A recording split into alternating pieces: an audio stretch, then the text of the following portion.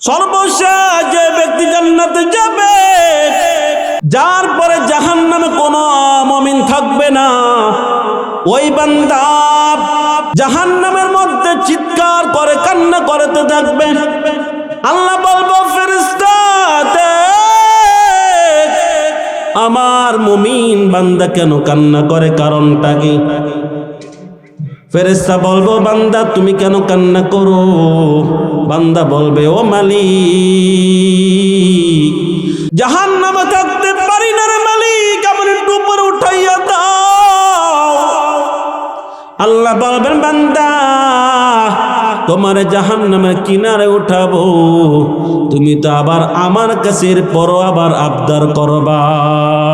বান্দা বলবে, না না মালিক, খালি কিনারে উঠাইলেই হবে, আর আমি কিছুই চাইব না। ফেরেশতাদেরকে বলা হবে, এ ফেরেশতারা, আমার বান্দার জাহান্নাম কিনারে উঠাইয়া দাও। বান্দাকে উঠানো হবে। উঠানোর পর এইবার বান্দা কিছুক্ষণ পর দেখবে সামনে একটা সুন্দর জান্নাতি গাছ দেখা যায়, আর সুন্দর পানির ব্যবস্থা। ওই বান্দা যখন জান্নাতের গাছ দেখবে, পানি দেখবে, দেখার পর বান্দা সহ্য করতে পারবে না, কি ওয়াদা করছে খেয়ালও থাকবে না। বান্দা বলবে, মালিক, ওই যে গাছ দেখা যায়, এত সুন্দর গাছ, পানি পান করতে মন চাই রে মালিক, আমার ওই গাছটা দেওয়া যায়নি। আল্লাহ বলবেন, ও বান্দা, তুই না ওয়াদা করছিস, আর কেউ চাইবি না, তুই না ওয়াদা করলি, আর কিছু আবদার করবি না। বান্দা বলে, মালিক কি করব, সহ্য করতে পারি না। ও মালিক, এবার দেন, সামনে আর কিছুই চাইব না। আল্লাহ বলে, বান্দার ওয়াদা কর। বান্দা বলবে, 100 ওয়াদা করলাম আপনার কাছে, আর আমি কিছুই চাইব না। বান্দা ওয়াদা করবে, ওয়াদা করার পর এবার বান্দা ওই গাছের নিকট যাওয়ার পর পানি পান কইরা বিশ্রাম নেবে। হঠাৎ কইরা দেখবে কি ব্যাপার, যে গাছ নিয়ে শুয়ে আছি ওই গাছ থেকে সামনে একটা গাছ দেখা যায়, যে গাছটা এই গাছ থেকে লক্ষ লক্ষ গুণ সুন্দর দেখা যায়।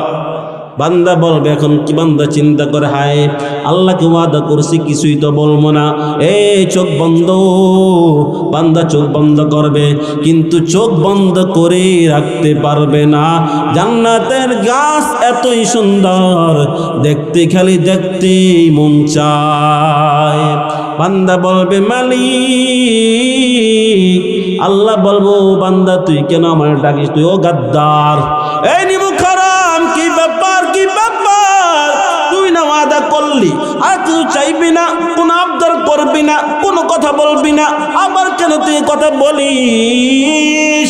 বান্দা বলবে, মালিক কি করব, সহ্য করতে পারি না। ও মালিক, আমি আমার চোখটা বন্ধ করতে চাই, কিন্তু চোখ বন্ধ করে রাখতে পারি না। মালিক ওয়াদা করলাম, এই শেষ সুযোগ আমাকে দেন, আমার গাছটা আমাকে দেন, দ্বিতীয় গাছটার নিকট আমাকে নিয়ে যাও।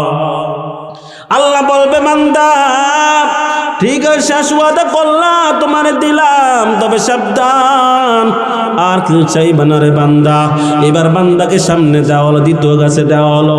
দেওয়ার পর বান্দা বিশ্রাম নেয়, কত সুন্দর গাছ। হঠাৎ কইরা দেয়, কি ব্যাপার, যেই দুইটা গাছ আমার সামনে অগ্রসর হলো, ওই দুইটা গাছ থেকে লক্ষ কোটি কোটি গুণ একটা সুন্দর গাছ ওই সামনে দেখা যায়। এবার বান্দা বলবে, মালিক।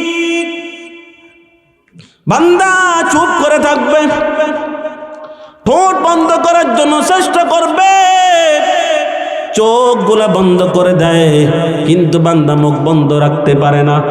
বান্দা চোখ বন্ধ রাখতে পারে না।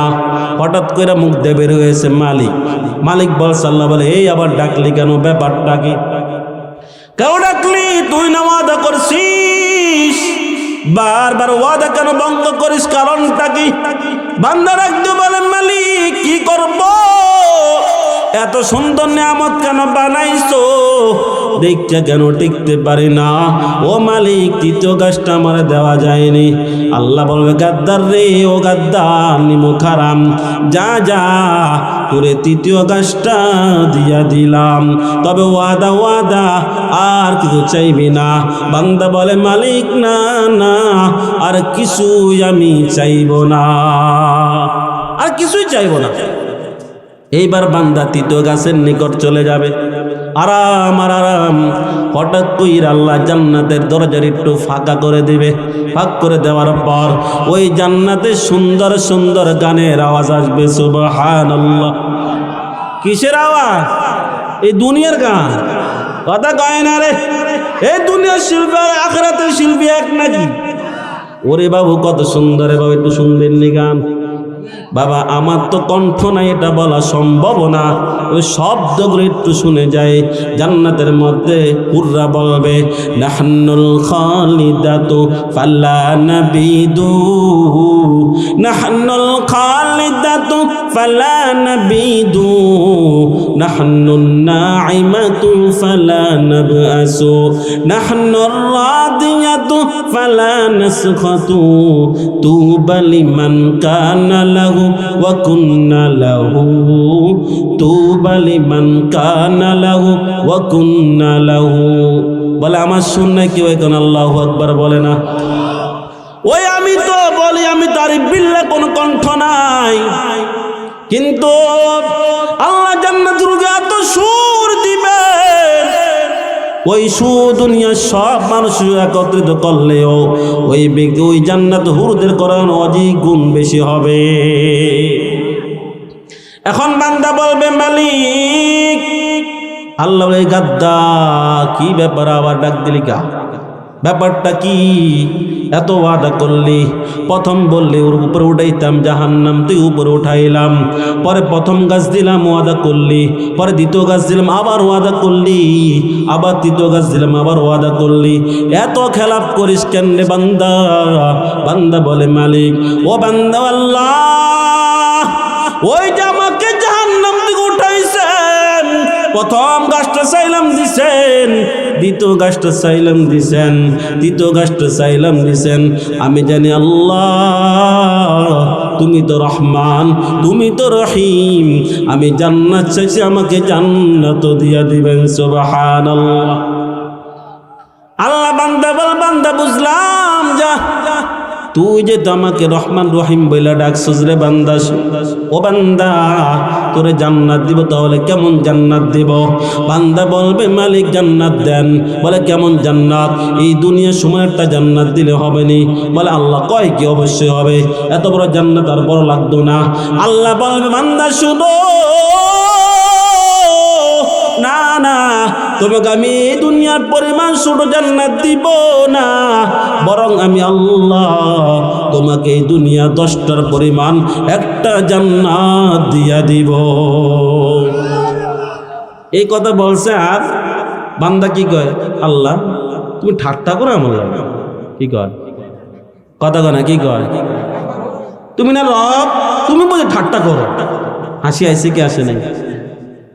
এই হাদিসটা আব্দুল্লাহ ইবনে মাসউদ রাদিয়াল্লাহু তাআলা আনহু বর্ণনা করেছেন।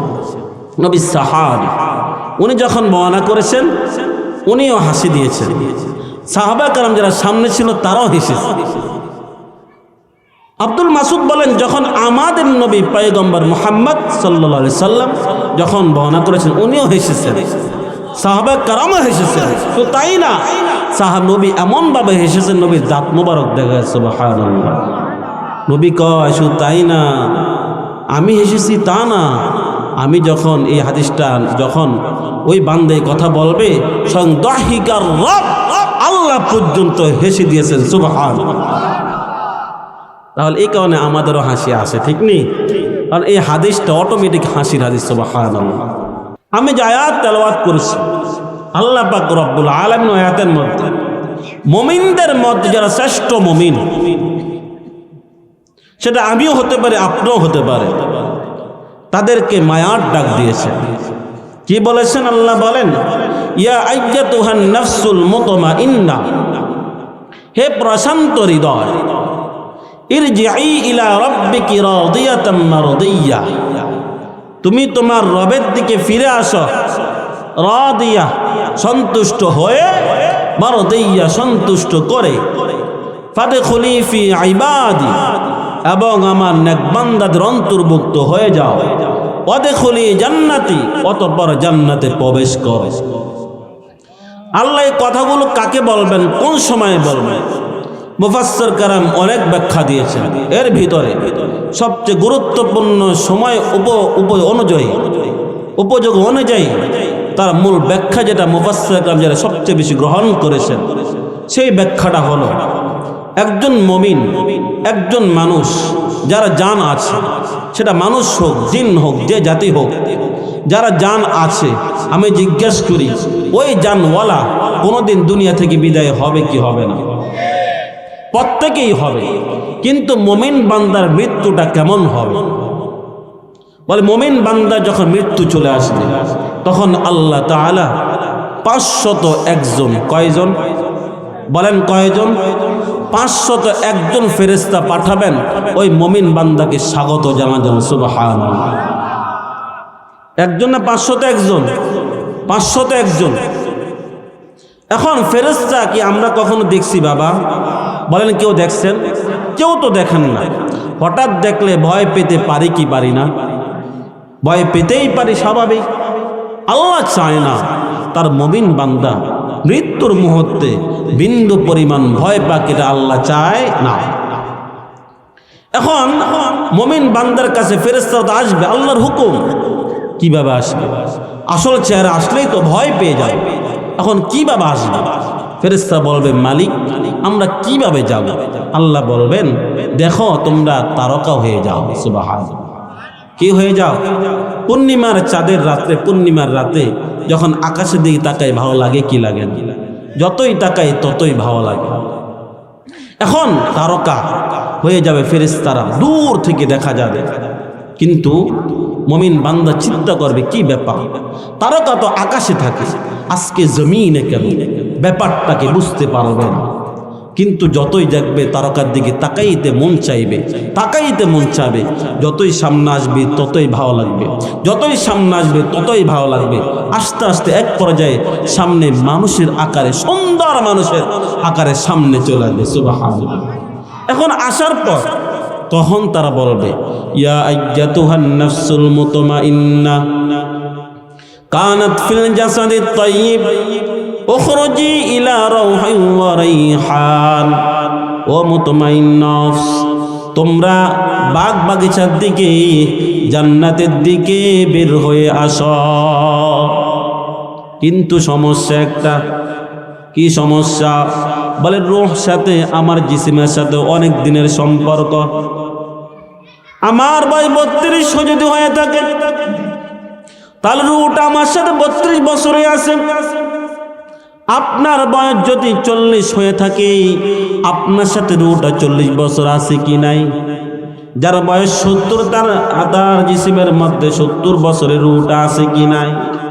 এখন বিষয় হলো দেখা যায় অনেক বড় বৃদ্ধ বাবাজিরা, একটা ভাঙ্গা ঘর আছে, সন্তান ইতালি যাওয়ার পরে বিশাল বিল্ডিং করে। বিল্ডিং করার পর সন্তান বলে বাবা ঘরের মধ্যে আসো, বিল্ডিং আস। বাবা বলে আসতে চাই, আসবো, কিন্তু পুরান ঘরের জন্য আমার মায়া লাগে। বলে কি বলে না? বলে কেন কেন? বলে বেশি দিন থাকার কারণে একটা মহাব্বত সৃষ্টি হয়ে যায়। বলে মুমিন বান্দা তার রূহটা অনেকদিন জিসিমের মধ্যে ছিল, 80 বছর ছিল, 70 বছর ছিল। হঠাৎ করে জিসিমকে ছেড়ে যেতে মন চাইবে না, মন তো চাইবে না। আল্লাহ ফেরেশতা বলবে মালিক তোমার মুমিন বান্দা রূহটা তো বের হতে চায়। আল্লাহ বলবেন ও ফেরেশতারা আমার বান্দার জান্নাতটা দেখায় দেয় না। সুবহানাল্লাহ। কি দেখায় দেয় না? জান্নাতটা দেখায় দেয় না। একদিক দিয়ে কথা জান্নাত দেখানো হবে, আরো দিক দিয়ে ফেরেশতারা কি বলে?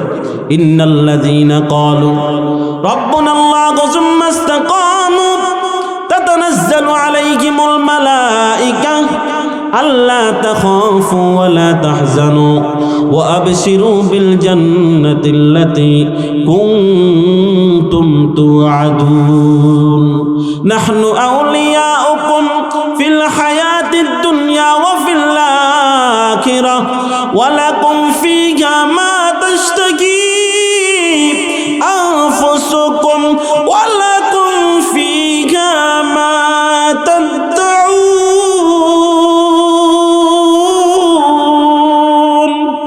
আল্লাহ বলবেন, ফেরেশতা বলবে, ও মুমিন বান্দা শুনো, তোমাদের টেনশন নাই, কোনো ভয় নাই, কোনো চিন্তা। দুনিয়ার মধ্যে তোমাদের বন্ধু ছিলাম, আখিরাতের মধ্যে তোমাদের বন্ধু থাকবো। বান্দার সামনে জান্নাত, অন্য দিক দিয়ে ফেরেশতারা সান্ত্বনা দিবে। ওই মুহূর্তে বান্দার রুটে বের হওয়ার জন্য পাগল হয়ে যাবে। ওই মুহূর্তে আল্লাহ বলবে, ইয়া আইয়াতুহান নাফসুল মুতমাইন্না, হে মুতমাইন্না, ইরজিই ইলা রাব্বিকি রাদিয়াতাম মারদিয়া, তোমরা তোমার রবের দিকে ফিরে আসো। ফাদখুলি ফি ইবাদি, এবং নেক বান্দাদের অন্তর্ভুক্ত হয়ে যাও। ওয়াদখুলি জান্নাতি, এবং জান্নাতে প্রবেশ করো। আগে বললেন নেক বান্দাদের অন্তর্ভুক্ত হয়ে যাও, এই কথা না বললেই তো হতো। আল্লাহ কেন এই কথা বললেন? আল্লাহ সরাসরি বললেই তো হতো, বান্দা জান্নাতে প্রবেশ করো। নেক বান্দাদের অন্তর্ভুক্ত হতে বললেন কেন?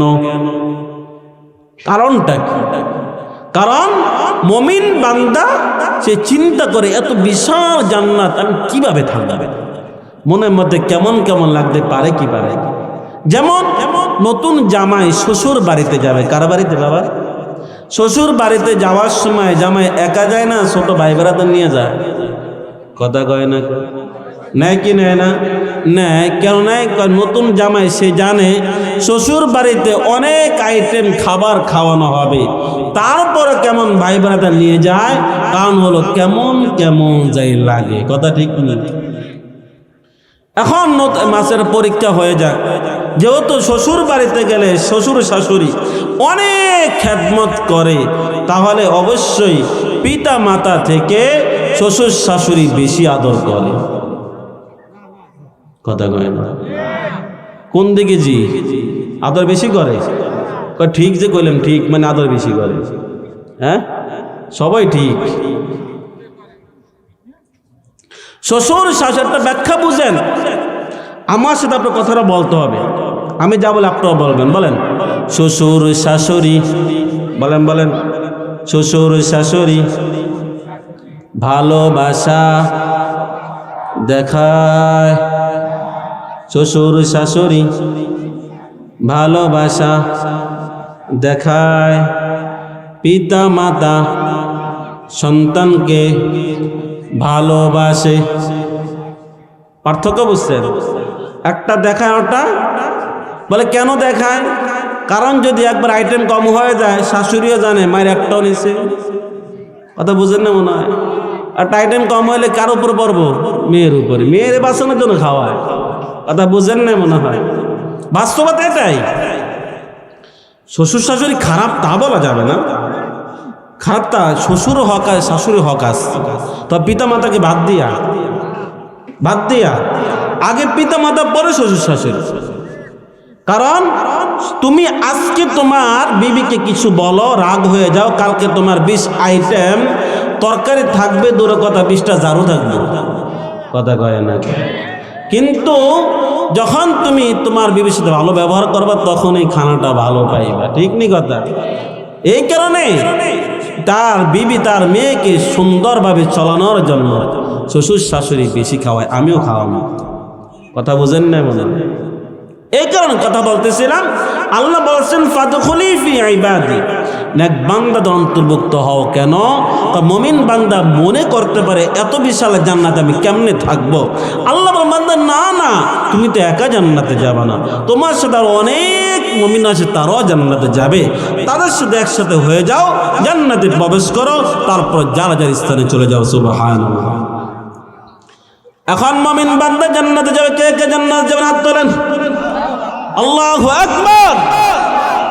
জান্নাতে যাব সবাই সাত নামান প্রত্যেকে জান্নাতে যাব, কিন্তু জান্নাতে যাওয়ার স্থান আছে কি নাই, স্তর আছে কি নাই? বলে জান্নাতে যাব কিভাবে? জান্নাতে যাব আমি আপনি কেমন জান্নাত পাবো?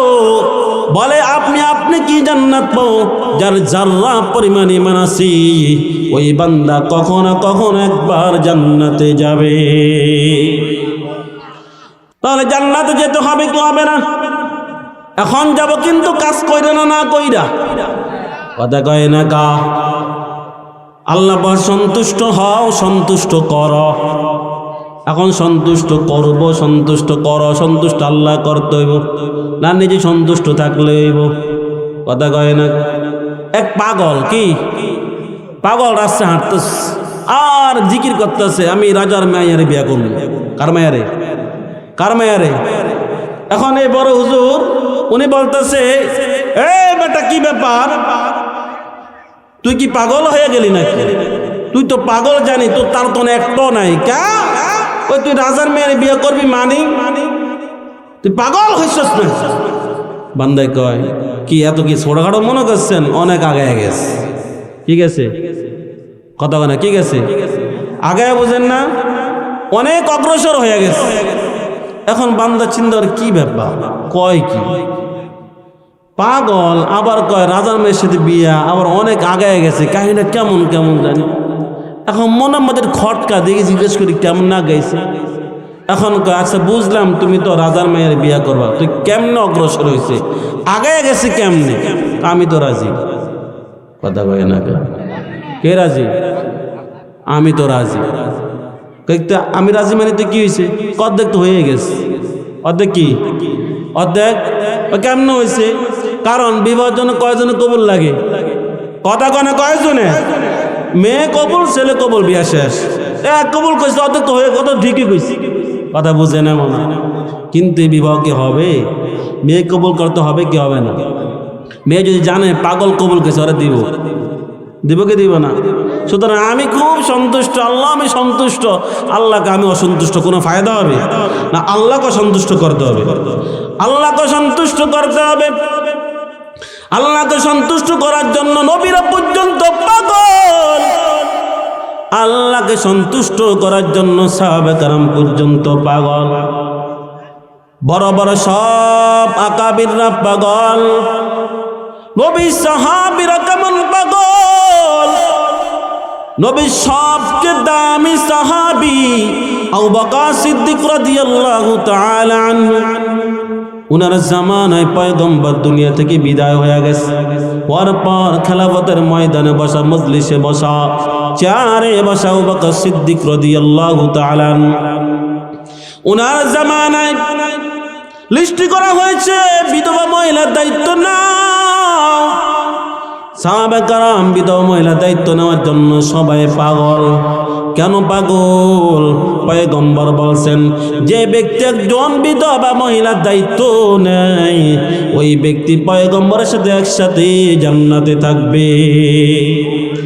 এবার দুইটা আঙ্গুল পয়গম্বর দেখাইছেন, যে বিধবা মহিলার দায়িত্ব নেবে, যার স্বামী নাই, অসহায়, তাই দায়িত্ব নিয়েছে, সে আমার সাথে এমন কাছাকাছি জান্নাতে থাকবে। সুবহানাল্লাহ। লিস্টি হয়ে গেল। লিস্টি হয়ে যাওয়ার পর সকল সাহাবা কেরাম ভাগ করে নিয়ে গেল। ওমর চিন্তা করলাম একটা লিস্টি নেই। ওমর চলে গেলেন লিস্টি নেওয়ার জন্য, আমি বিধবা মহিলা খেদমত করব। যাওয়ার পর দেখি সব নামের পাশে পাশে কোনো না কোনো ব্যক্তির নাম আছে, মাত্র একটা নাম বাকি, যেই নামের মধ্যে কোনো নাম নাই। ওমর চিন্তা করলো, একটা খুঁজে পাইলাম, আগামীকাল ওই বিধবা মহিলার দায়িত্ব আমি নিলাম, আমি বিধবা মহিলা খেদমত করব। ওমর চলে গেল। পরের দিন ফজর নামাজ জামাতের সাথে পড়িয়া চলে গেল। যাও বা ডাকতে বলে, মা ও মা,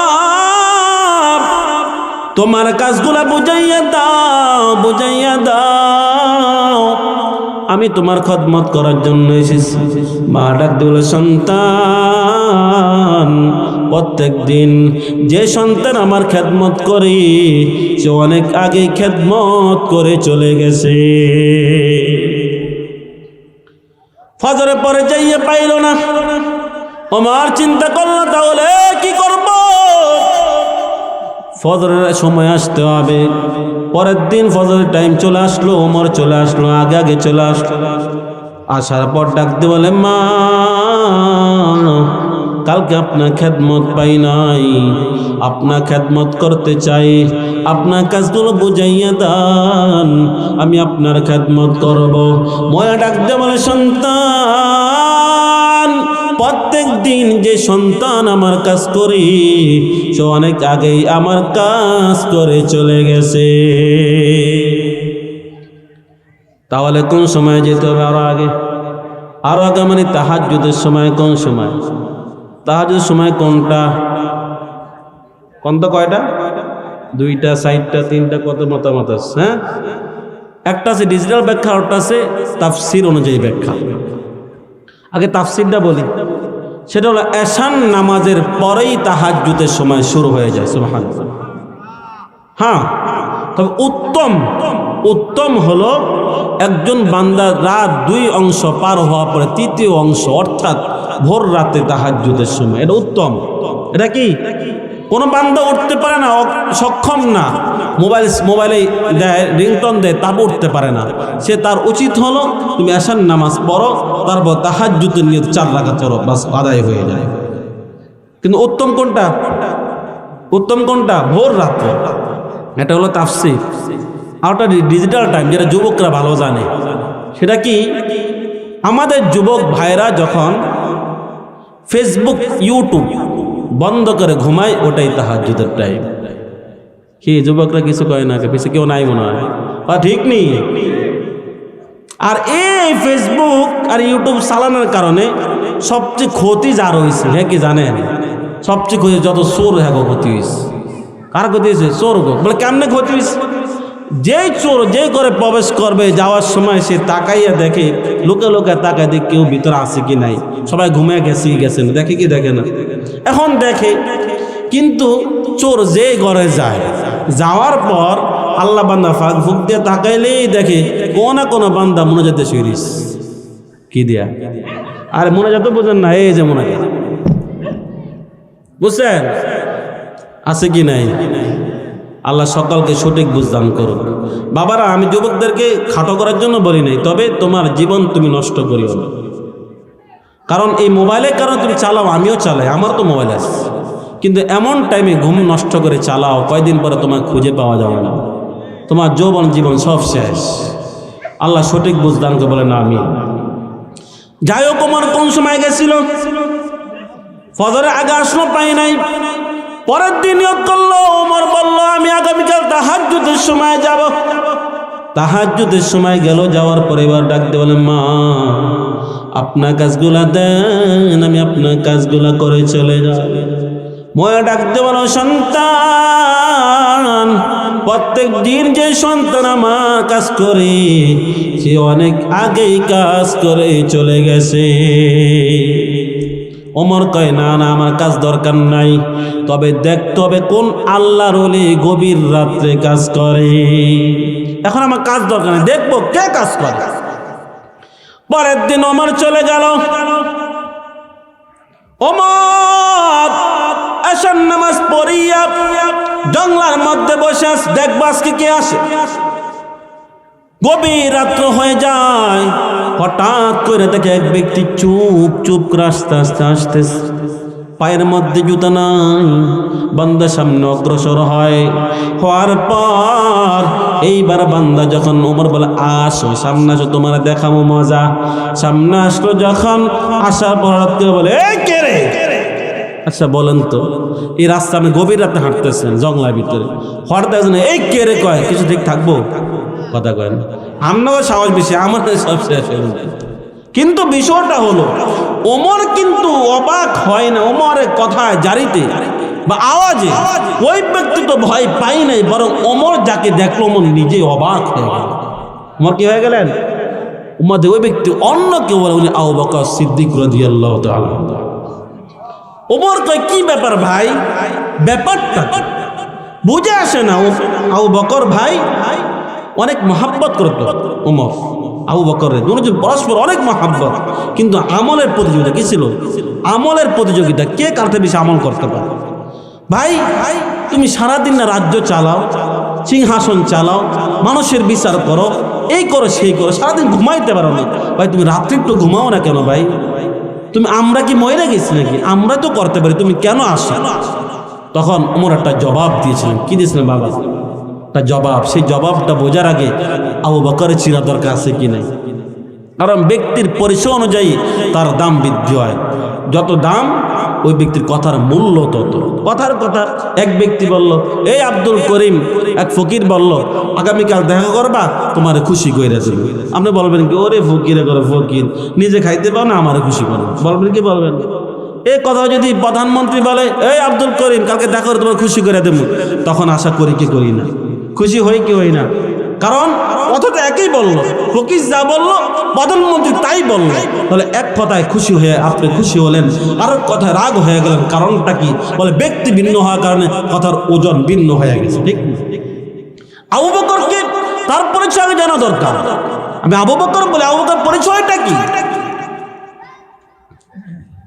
আবু বকর কেমন একদমই সাহাবী। আয়েশা একদিন দেখতে বলে, পয়গম্বর আকাশের দিকে তাকান। পয়গম্বর আকাশের দিকে তাকাইলেন।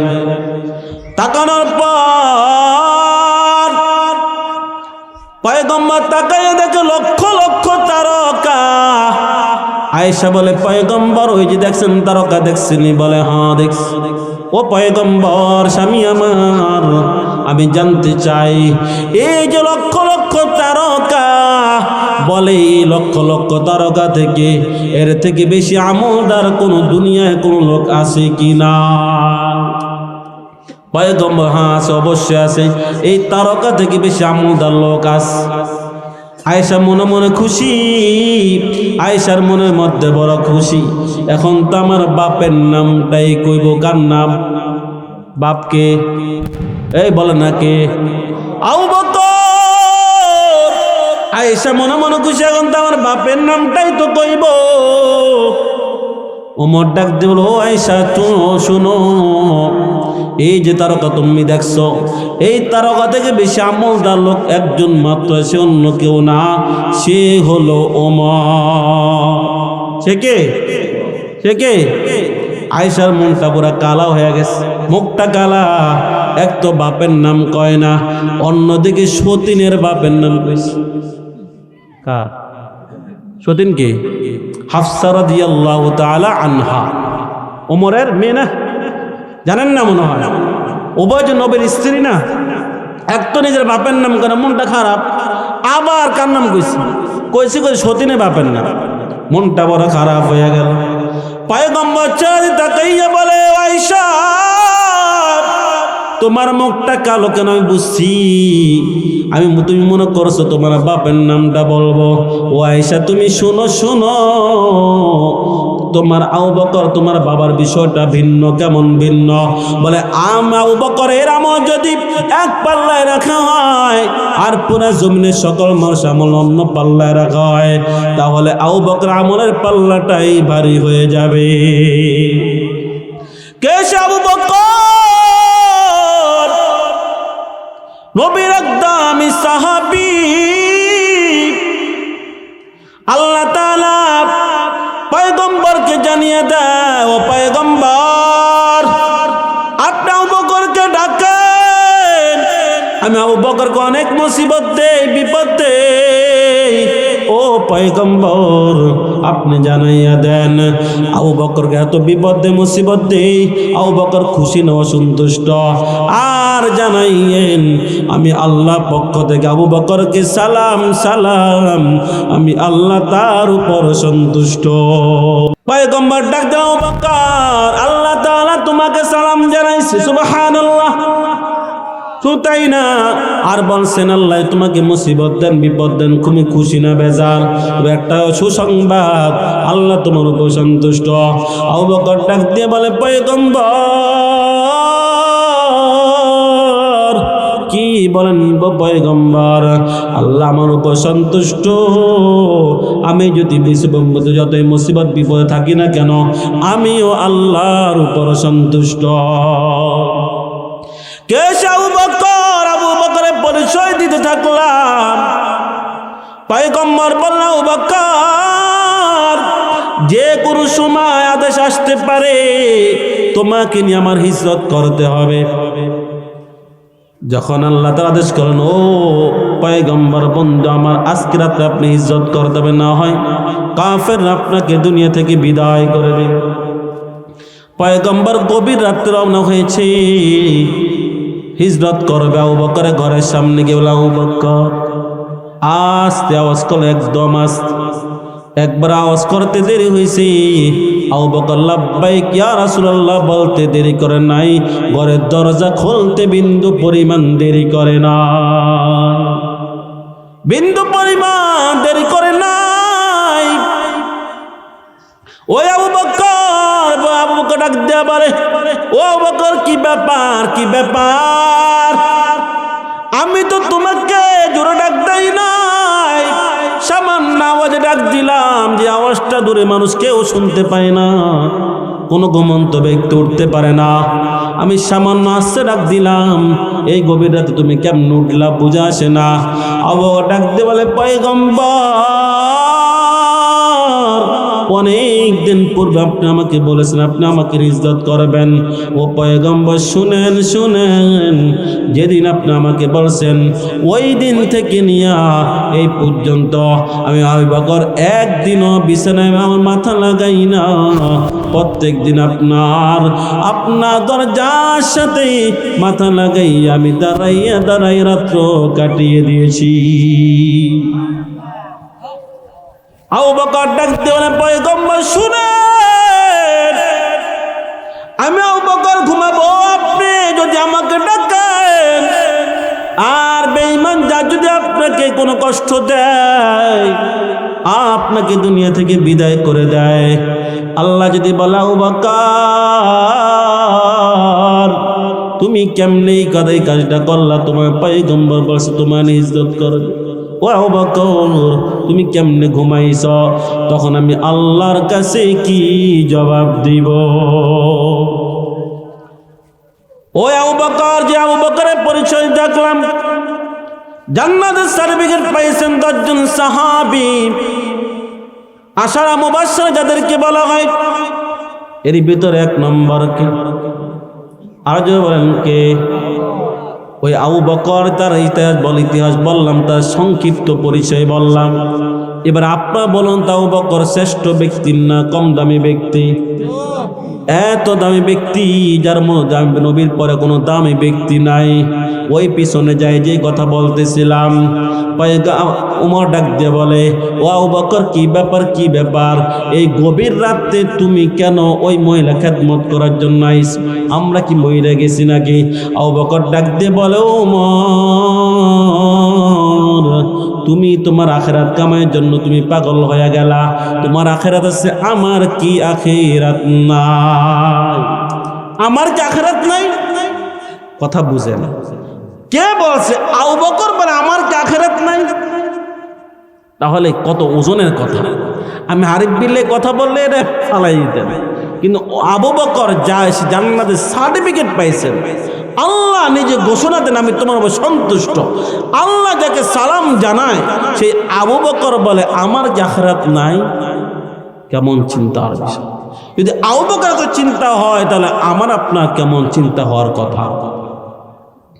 আমার আপনার কেমন চিন্তা হওয়ার কথা? ও বাবার, আর অল্প সময় 5 মিনিট সময় কথা বলবো, তার প্রধান বক্তা বয়ান করবে। বাবা বুঝাইতে চাই, দুনিয়া কামাও, আমিও কামাই, আপনারও কামান, কোনো সমস্যা নাই। দুনিয়া বিরুদ্ধে না, দুনিয়া প্রয়োজন আছে, প্রত্যেকটা মানুষের প্রয়োজন আছে। একটা মানুষ ভালোভাবে চলাফেরা করবে, ভালো খাইবে, এটা স্বাভাবিক, কোনো সমস্যা না। তবে আখিরাত বাদ দিয়া কি করা যাবে? কথা কয় না? আখিরাত বাদ দিলে তার মতো বোকা কেউ থাকতে পারে? কেউ থাকতে পারে না, কারণ দুনিয়ার জমিন একটা কম দামি জায়গা, মাতাউন কলিল, সামান্য সময়ের জায়গা। কিন্তু আখিরাতের এমন একটা সময়, যে সময় কখনো শেষ হয় না রে বাবা। ও বাবা, তুই মনে করতেছ তুমি বড় বাহাদুর, তুমি বড় শক্তিবান। বাবা, তোমার মতো শক্তিবান কত বাহাদুর তারা আজকে দুনিয়ার মধ্যে নাই, আছে কিনা? ও বাবা, তুই বলতে চাই, শোনো, তুমি এক সময় ছোটবেলায়, ও বৃদ্ধ বাবাজিরা, আপনি আপনার নানার সাথে হেঁটেছেন, নানা আপনাকে নাতি বলে ডেকেছে। নাতি বলে ডাকার পর আপনার নানা দুনিয়া থেকে বিদায় হয়ে গেল। বিদায় হওয়ার পর আপনার বাবা আপনাকে সন্তানকে নাড়াচাড়া করে, আপনি সন্তানকে বাবা, আপনাকে আপনার বাবা সন্তান বলে ডাক দেয়। আজকে বাবাও চলে গেল, নানাও চলে গেল, আমি আপনি যাব কি যাব না? আমিও চলে যাব, আপনিও চলে যাবেন, কোনো সন্দেহ আছে নাকি? সবাই চলে যাবে, কিন্তু আমার যাওয়ার মুহূর্তটা কেমন হওয়া দরকার? আমি দুনিয়া থেকে বিদায় হয়ে যাব বাবা, আপনি দুনিয়া থেকে বিদায় হয়ে যাবেন, যেন এমন হয় আমার মৃত্যুর মুহূর্তে যেন এমন হয় আল্লাহ ডাক দেয়, ইয়া আইয়াতুহান নাফসুল মুতমাইন্না ইরজিই ইলা রাব্বিকি রাদিয়াতাম মারদিয়া। হে মুতমাইন্না মুমিন বান্দা, তোমরা আমার উপর সন্তুষ্ট, আমিও তোমাদের উপর সন্তুষ্ট। যাই হোক, যে কথাগুলো বললাম, আল্লাহ আমাদেরকে আল্লাহ সন্তুষ্ট নিয়ে কবরে যাওয়ার তৌফিক দান করুন। আমিন।